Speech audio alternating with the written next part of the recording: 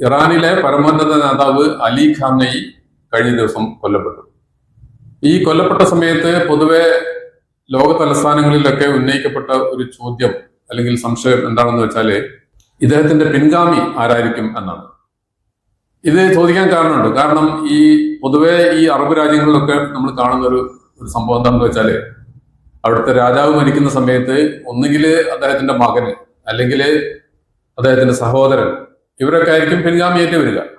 ഇറാനിലും ഈ അലി ഖാംനയുടെ മകനോ സഹോദരനോ ഒക്കെ ഈ പിൻഗാമിയായിട്ട് വരുമോ എന്നാണ് ചോദിക്കുന്നത്. യഥാർത്ഥത്തില് ഇറാനില് ഈ അറബ് രാജ്യങ്ങളെ അപേക്ഷിച്ച് പരിമിതമായെങ്കിലും ജനാധിപത്യമുള്ള ഒരു രാജ്യമാണ്. ഈ അലി ഖാംനയി ഇരുന്ന സുപ്രീം ലീഡർ എന്ന് പറയുന്ന ആ ഒരു പദവി ഉണ്ടല്ലോ, ആ പദവിയിലേക്ക് യഥാർത്ഥത്തില് ഒരു 88 അംഗ അസംബ്ലി ഓഫ് എക്സ്പേർട്സ് എന്ന് പറയുന്ന ഒരു സമിതിയിൽ നിന്ന് തെരഞ്ഞെടുക്കപ്പെട്ടാണ് ഇയാൾ ഇവിടേക്ക് വരുന്നത്. രഹസ്യ ബാലറ്റിലൂടെയാണ് ഈ അസംബ്ലി ഓഫ് എക്സ്പേർട്സിൽ ഈ സുപ്രീം ലീഡറെ തെരഞ്ഞെടുക്കുക. ഇങ്ങനെ 51% വോട്ട് കിട്ടിയാൽ ഒരാള് വിജയിച്ചതായിട്ട് പ്രഖ്യാപിക്കും. ഈ 88 പേരിൽ ആർക്കും സുപ്രീം ലീഡറാവാനുള്ള അവകാശമുണ്ട്. അങ്ങനെ തെരഞ്ഞെടുക്കപ്പെട്ട് കഴിഞ്ഞാൽ ഈ സുപ്രീം ലീഡറെ തിരിച്ചു വിളിക്കാൻ ഈ സമിതിക്ക് അവകാശമുണ്ട്. മാത്രമല്ല ശാസിക്കാൻ അവകാശമുണ്ട്. മറ്റെന്തെങ്കിലും തെറ്റായ രീതിയിൽ പ്രവർത്തിക്കുകയാണെങ്കിൽ ശാസിക്കാനുള്ള അവകാശവും ഈ സമിതിക്കുണ്ട്. പിന്നെ ഒരു കാര്യം മനസ്സിലാക്കേണ്ടത്, ഇങ്ങനെ തെരഞ്ഞെടുക്കപ്പെട്ട് കഴിഞ്ഞാൽ ഈ സുപ്രീം ലീഡർക്ക് ഒന്നുകിൽ രാജിവെച്ചൊഴിയാം, അല്ലെങ്കിൽ ഈ ആജീവനാന്തം അവിടെ തുടരാം.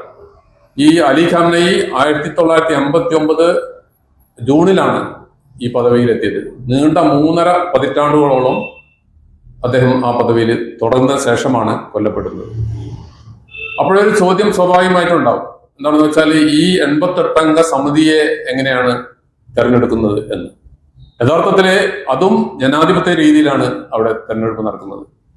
ഓരോ 8 വർഷം കൂടുമ്പോഴും ഇറാനില് ഈ അസംബ്ലി ഓഫ് എക്സ്പേർട്സിലേക്ക് തെരഞ്ഞെടുപ്പ് നടക്കുന്നുണ്ട്. അതിൽ മത്സരിക്കാനുള്ള യോഗ്യത എന്താണെന്ന് വെച്ചാൽ ഇസ്ലാമിക വിജ്ഞാനീയത്തില് നല്ല അറിവുണ്ടായിരിക്കണം, അതുപോലെ തന്നെ ഇറാന്റെ രാഷ്ട്രീയ നിലപാടിനോട് യോജിപ്പുള്ളവരായിരിക്കണം. അങ്ങനെ ഉള്ള ആർക്കും ഇതിലേക്ക് പത്രിക കൊടുക്കാം. ഇങ്ങനെ നോമിനേഷൻ കൊടുക്കുന്ന ആളുകളുടെ ആ നോമിനേഷൻ പരിശോധിക്കാൻ വേണ്ടി 12 അംഗ ഗാർഡിയൻ കൗൺസിൽ പ്രവർത്തിക്കുന്നുണ്ട്. ഈ ഗാർഡിയൻ കൗൺസിൽ ഇവരുടെ യോഗ്യത പരിശോധിച്ച ശേഷമേ ഇവർക്ക് അംഗീകാരം കൊടുക്കുകയുള്ളൂ. അങ്ങനെ നടക്കുന്ന ആ വോട്ടെടുപ്പിൽ ഇറാനിലെ എല്ലാ പൗരന്മാർക്കും പങ്കെടുക്കാവുന്നതാണ്. ഈ സുപ്രീം ലീഡർ മാത്രമല്ല ഇങ്ങനെ തെരഞ്ഞെടുക്കുന്നത്.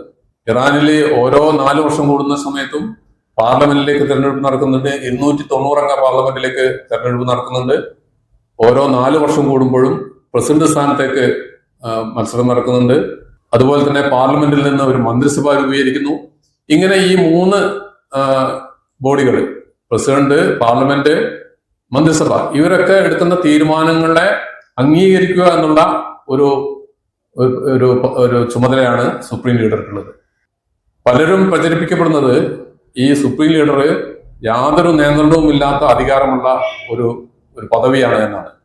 യഥാർത്ഥത്തില് ഈ നമ്മളെ ഇന്ത്യയിൽ ഇപ്പൊ രാഷ്ട്രപതിയാണല്ലോ 3 സേനാ വിഭാഗങ്ങളുടെയും തലവൻ. അതുപോലെ തന്നെ രാജ്യത്തിന്റെ തലവൻ എന്ന് പറയുന്നതും രാഷ്ട്രപതിയാണ്. അതുപോലെയുള്ള ഒരു ഓർണമെന്റൽ പദവിയാണ് സുപ്രീം ലീഡർ എന്ന് പറയുന്നത്.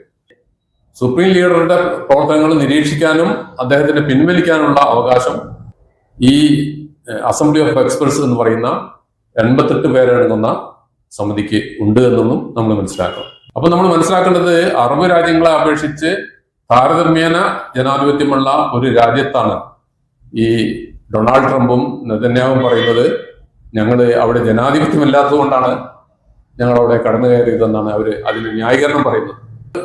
യഥാർത്ഥത്തില് ഈ പേർഷ്യൻ ഗൾഫിലെ യാതൊരു ജനാധിപത്യവും ഇല്ലാത്ത കുടുംബവാഴ്ചയുള്ള ഒരു അവസ്ഥ നിലനിൽക്കുമ്പോഴാണ് ഇറാനില് ജനാധിപത്യമില്ല എന്ന് പറഞ്ഞുകൊണ്ട് ട്രംപും കൂട്ടരും അവിടെ കടന്നു കയറിയതും അലി ഖാംനയി എന്ന് പറയുന്ന ഈ വന്ധ്യവയോധികനെ നിഷ്ഠൂരമായിട്ട് കൊലപ്പെടുത്തിയത്.